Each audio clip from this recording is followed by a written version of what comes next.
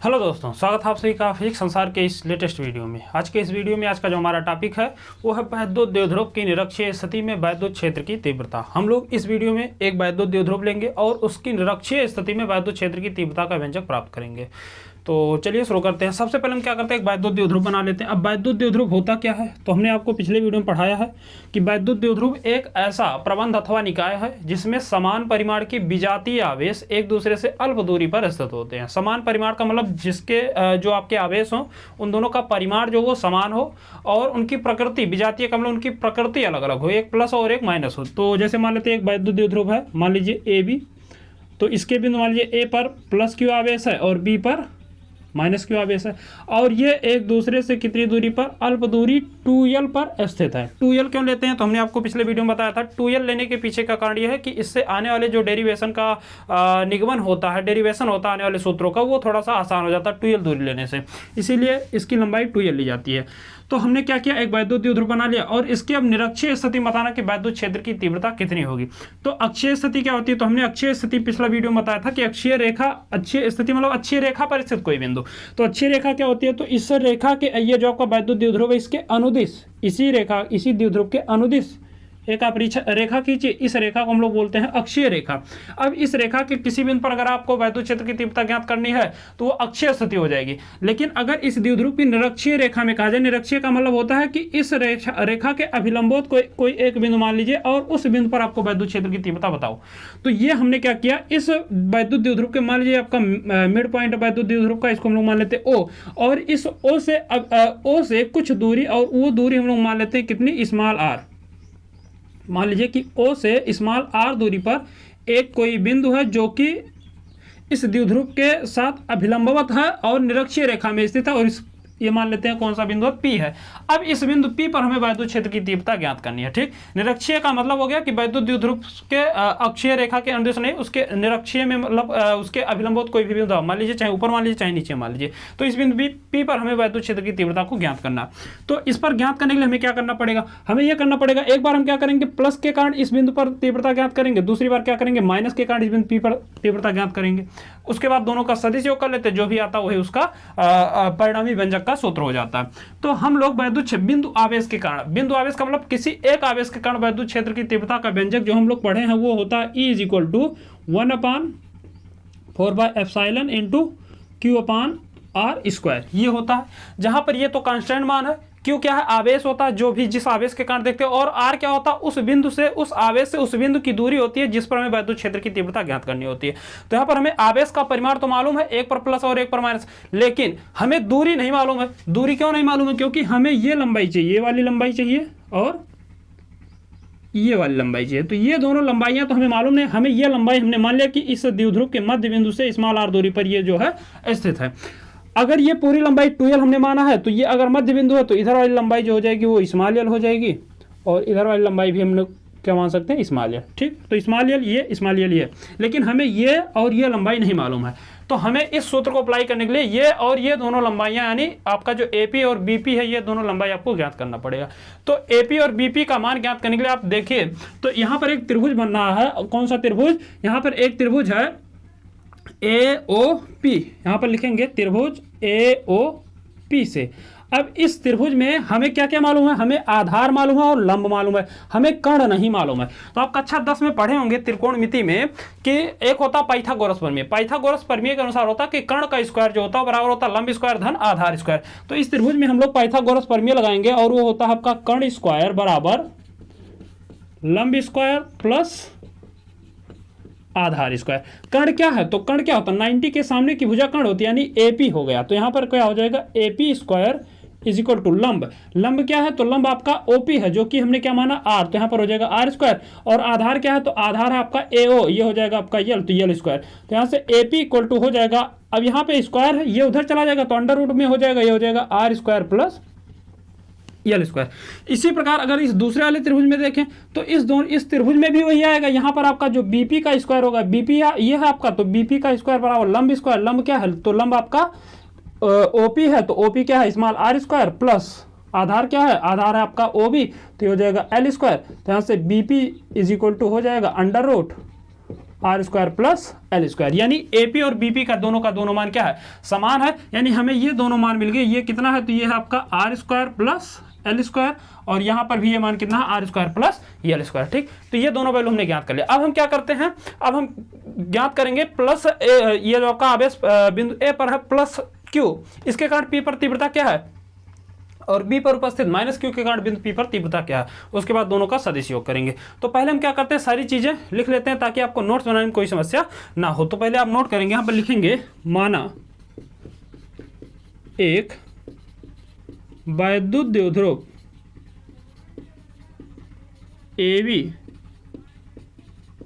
के बिंदु ए पर प्लस क्यू तथा बी पर माइनस क्यू आवेश स्थित है। एक वैद्युत द्विध्रुव ए बी मान लिया, इसके बिंदु ए पर प्लस क्यू और बी पर क्या है, माइनस क्यू आवेश स्थित है। फिर आगे लिखेंगे तथा द्विध्रुव की लंबाई 2l है। फिर आगे लिखेंगे माना द्विध्रुव का मध्य बिंदु कैपिटल O है, जिससे स्मॉल r दूरी पर द्विध्रुव के अभिलंबवत एक बिंदु P है, जिस पर वैद्युत क्षेत्र की तीव्रता ज्ञात करनी है। ठीक, हमने वो सारी चीजें लिख लिया जो कि एक नोट्स बनाने के लिए आवश्यक होती। अब आगे लिखेंगे माना द्विध्रुव के आवेश प्लस क्यू के कारण P पर वैद्युत क्षेत्र की तीव्रता। अब द्विध्रुव के आवेश प्लस क्यू के कारण, यानी इसके कारण इस P पर वैद्युत क्षेत्र की तीव्रता अगर निकालें तो इसको हम लोग मान लेते हैं क्या है, E1। वैद्युत क्षेत्र को हम लोग E से प्रदर्शित करते हैं, दो आवेश हो तो इसको हम लोग E1 मान लेते हैं। तो E1 बराबर हो जाएगा 1/4 pi epsilon into Q upon R square. अब R क्या है, तो R है Q से इस बिंदु P की दूरी, जो कि हमने ज्ञात किया क्या है, R square plus L square. ये आपका एक्स्ट्रा वर्क है, ये आप कहीं वैसे साइड में लिख लेंगे। तो यहां से हो जाएगा अपान में R square plus L square का होल स्क्वायर, क्योंकि इस पर स्क्वायर है। सूत्र में देखो आर स्क्वायर है, तो आर का मान आपका कितना, under root R square plus L square. तो आपको क्या करना पड़ेगा, स्क्वायर, इसका स्क्वायर कर देना पड़ेगा, इस पे अंडर रूट लगा हुआ है। ठीक, इसको हम लोग बना लेंगे समीकरण नंबर 1। अब यहां पर हम जानते हैं कि वैद्युत क्षेत्र की तीव्रता होती है एक सदिश राशि है, और अगर यह सदिश राशि है तो इसकी दिशा होगी, और इसकी दिशा किस तरफ होगी, तो हम लोग जानते हैं कि प्लस आवेश के कारण जो वैद्युत क्षेत्र होता है हमेशा बाहर की ओर होता है। तो यहाँ पर प्लस क्यू क्या है, प्लस आवेश है, और पी पर वैद्युत क्षेत्र की तीव्रता जो होगी वो बाहर की ओर होगी और उसकी दिशा इधर की ओर होगी, यानी बीपी की ओर। ये हो जाएगा E1 की दिशा। ठीक, अब माइनस के कारण देखेंगे तो माइनस आवेश के कारण वैद्युत क्षेत्र जो होता है वो उसी आवेश की ओर होता है। तो यहाँ पर माइनस आवेश यहाँ है, तो यहाँ पर वैद्युत क्षेत्र की जो तीव्रता का व्यंजक होगा वो उसकी जो दिशा होगी वो किधर होगी, इधर की ओर, यानी जिस तरफ आवेश है उसी तरफ होगी। तो यहाँ पर एक E1 उधर हो जाएगा और E2 इधर हो जाएगा। फिर आगे लिखेंगे अगली लाइन से तथा आवेश माइनस क्यू के कारण बिंदु P पर वैद्युत क्षेत्र की तीव्रता, इसको हम लोग मान लेते हैं E2, और ये बराबर हो जाएगा 1/4 pi epsilon into Q upon under root R square plus L square का होल स्क्वायर। इसको बना लेंगे समीकरण नंबर 2। यहाँ पर माइनस आप रख सकते हैं क्योंकि आवेश क्या माइनस है। ठीक, तो ये तो आपका अलग अलग परिमाण हो गया। अब यहाँ पर आप देखिए तो दो सदिशा और दोनों की दिशाएं क्या है, अलग अलग है। एक की दिशा इधर है, एक की दिशा इधर है। अब इन दोनों का योग आप कैसे करेंगे, ये आपका E2 है और ये आपका क्या है, E1 है। हमें अगर ये दोनों सदिश एक ही दिशा में होते हैं ऐसे, तो दोनों सदिश अगर एक दिशा में होते तो दोनों जुड़ जाते, अगर दोनों परस्पर विपरीत होते तो दोनों घट जाते, जैसा कि हमने अक्षीय स्थिति में किया था, दोनों परस्पर विपरीत थे इसलिए घट गए थे।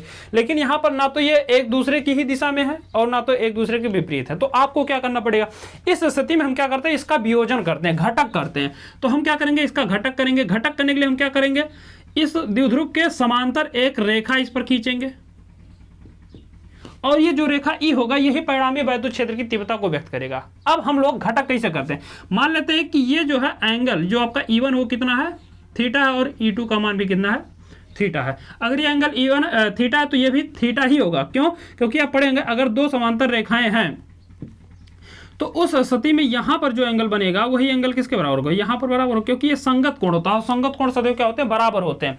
तो यहां पर ये एंगल थीटा है तो ये एंगल थीटा हो जाएगा, ठीक। तो और ये एंगल भी आपका क्या होगा, थीटा ही होगा।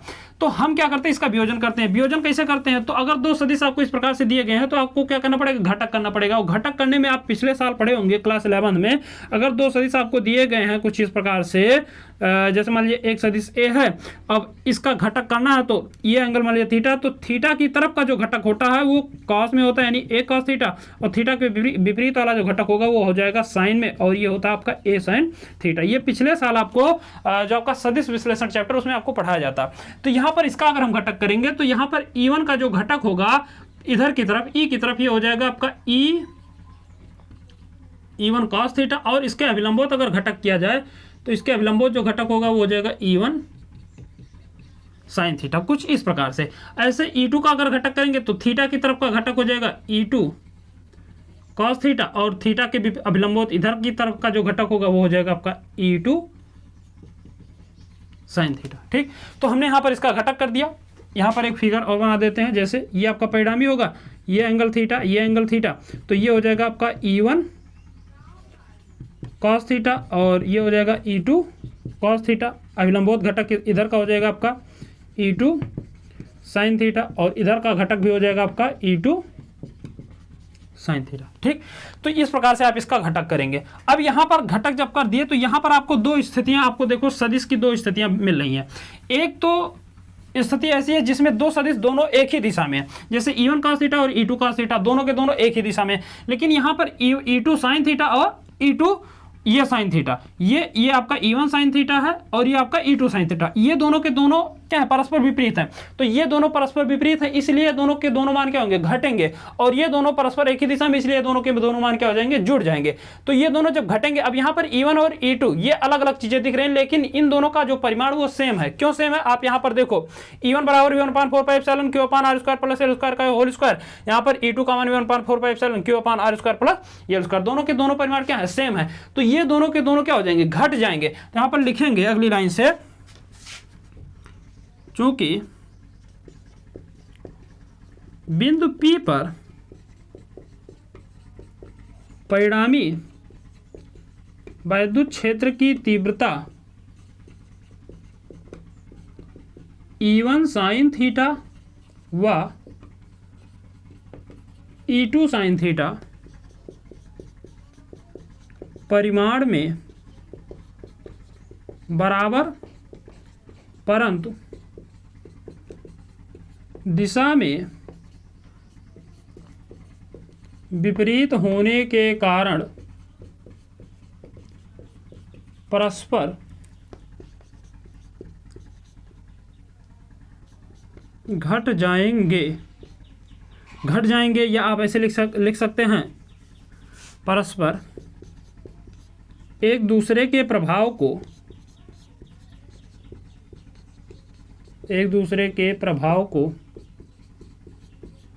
निरस्त कर देंगे। एक दूसरे के प्रभाव को क्या करते हैं, निरस्त कर देते हैं। फिर आगे लिखेंगे, परंतु E1 cos थीटा व E2 cos थीटा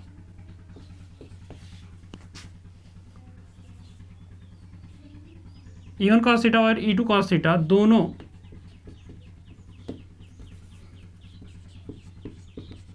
परस्पर जुड़ जाएंगे। अब यहां पर जब जुड़ेंगे तो यहां से आपका जो परिणाम अतः लिखेंगे, अतः P पर परिणामी वैद्युत क्षेत्र की तीव्रता, जो कि हमने क्या माना है, ई माना है, ई माना है, ये बराबर किसके होगा, E1 plus E2 cos theta के। तो E इक्वल टू हो जाएगा E1 cos theta plus E2 cos theta. ठीक, यहाँ पर आप देखो तो E1 और E2 दोनों के दोनों क्या है, बराबर होते हैं, दोनों का दोनों मान हमने यहाँ पे निकाल लिया है। E1 बराबर भी 1/4πε Q अपान R square plus L square, और E2 बराबर भी 1/4πε Q अपान R square plus L square. अब यहाँ पर देखो माइनस है, माइनस से मतलब क्या होता है, माइनस का मतलब होता है कि ये दिशा को व्यक्त करता है, क्योंकि ये सदिश राशि है, दिशा को व्यक्त करता है, इसलिए इसका जब हम मान रखेंगे तो इसका मान हम सदैव किस में रखते हैं, माड में रखते हैं। अब माड में रखने से ये होता है कि ये दोनों के दोनों जो मान है वो भले से ही प्लस में है, ये मान क्या हो जाएंगे, भले से माइनस में है, ये क्या हो जाएंगे, प्लस हो जाएंगे। तो यहाँ पर आपका जब मान हो जाएगा तो यहाँ से E इक्वल टू E1 का मान रखेंगे तो ये है आपका 1/4πε into Q upon under root R square plus L square का होल स्क्वायर, और प्लस E2 का मान भी वही है 1/4πε into Q upon under root R square plus L square का होल स्क्वायर। ये दोनों के दोनों मान आप देखो यहाँ पर मॉड में है, तो मॉड में रखने से फायदा ये होगा, ये माइनस वाला मान जो हो जाएगा प्लस में हो जाएगा। तो यहाँ से आपका जो मान आएगा वो आ जाएगा E is equal to 1/4πε into Q upon under root R square plus L square का होल स्क्वायर, और यहाँ पर आपका हो जाएगा प्लस में मान 1/4πε, और यहाँ पर देखो कॉस थीटा है ना, कॉस थीटा दोनों में कॉमन है, तो हम क्या करते हैं, इसको कॉमन करके बाहर कर लेते हैं। यहाँ पर लिख देंगे cos theta 1/4πε into Q upon under root R square plus L square का होल स्क्वायर, और इंटू आप लिखेंगे कॉस थीटा। अब यहाँ पर देखो तो ये सारे के सारे मान क्या है, कॉमन है, कॉमन करेंगे बाहर हो जाएगा, तो यहाँ से आपका E इक्वल टू हो जाएगा 1/4πε into Q upon under root R square plus L square का होल स्क्वायर। यहाँ पर आप कॉमन कर लिए तो यहाँ पर 1 + 1 और इंटू कॉस थीटा, तो यहाँ से E इक्वल टू हो जाएगा 1/4πε इंटू Q अपान R square plus L square का होल स्क्वायर, और इंटू 2 कॉस थीटा। यहाँ तक का आप पहले स्क्रीनशॉट लीजिए, फिर इसके आगे हम इसको कंटिन्यू करते हैं। देखिए इसको अगर हम यहाँ से आगे इसको लिखते हैं तो यहाँ से हो जाएगा E is equal to 1/4πε into आपका है Q upon under root R square plus L square का होल स्क्वायर, इंटू 2 का गुणा कर लेंगे तो यहाँ आप 2 लिख सकते हैं, 2/4πε इंटू आपका हो जाएगा कॉस थीटा। अब हम क्या करते हैं, कॉस थीटा का मान निकालते हैं। तो कॉस थीटा का मान कहाँ से निकलेगा, कॉस थीटा का मान अगर ये एंगल थीटा तो ये एंगल भी थीटा होगा, और हम लोग यहाँ पर जानते हैं, अब यहाँ पर सॉल्व करेंगे इसको हम लोग, चूंकि cos theta is equal to होता है आधार बटा कर्ण, कॉस थीटा बराबर होता है आधार बटा कर्ण। तो यहाँ से आपका जो कॉस थीटा का मान आएगा वो आधार, देखो आधार क्या है, यल है, तो यहाँ पर हो जाएगा यल, और कर्ण क्या है, तो कर्ण आपका R square plus L square, तो ये हो जाएगा under root R square plus L square, और ये मान लाकर यहाँ पर रखेंगे तो यहाँ से हो जाएगा E is equal to 2/4πε into Q upon under root R square plus, यहाँ पर इसका होल स्क्वायर है, यहाँ पर देखिए स्क्वायर है, तो L स्क्वायर का whole square into cos theta का मान हो जाएगा L upon under root R square plus L square. अब यहाँ से इसको आगे सॉल्व करेंगे तो इसको लिख सकते हैं 1/4πε इंटू इसका गुणा कर लेंगे तो हो जाएगा 2QL अपान, यहाँ पर देखो इसके पावर 2 है, इसके पावर 1/2 है, तो यहाँ पर ये दोनों जब गुणा होगा तो घाते क्या होंगी, जुड़ जाएंगे, तो ये हो जाएगा आपका R square plus L square के पावर 3। इसके पावर में क्या है, इसके पावर में अभी होल पावर में देखेंगे 1 है, इसके पावर में 2 है, तो ये हो जाएगा 3 हो जाएगा।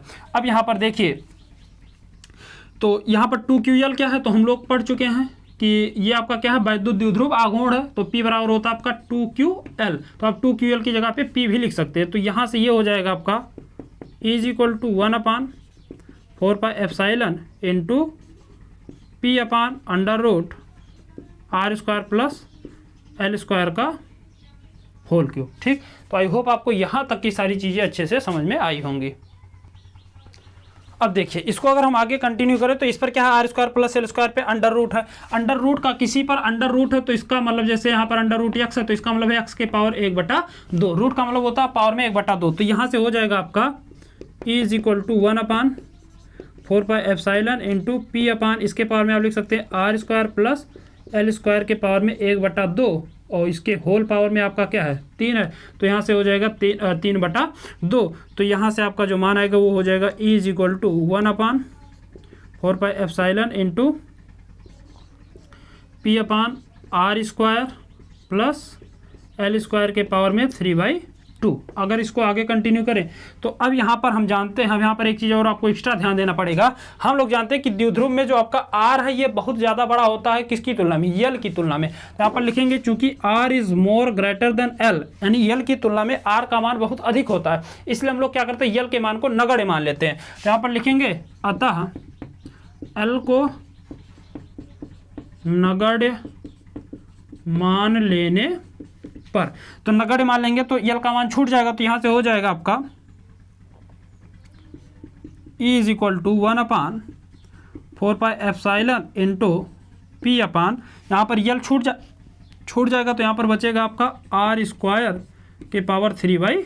तो यहाँ से हो जाएगा आपका E is equal to 1/4πε into P upon, इसको लिख सकते हैं आर के पावर 2 इंटू 3/2, तो 2 से 2 कैंसिल हो जाएगा, तो यहाँ से E इक्वल टू आ जाएगा 1/4πε इंटू पी अपान आर के पावर 3, मात्रक हो जाएगा न्यूटन प्रति कूलम।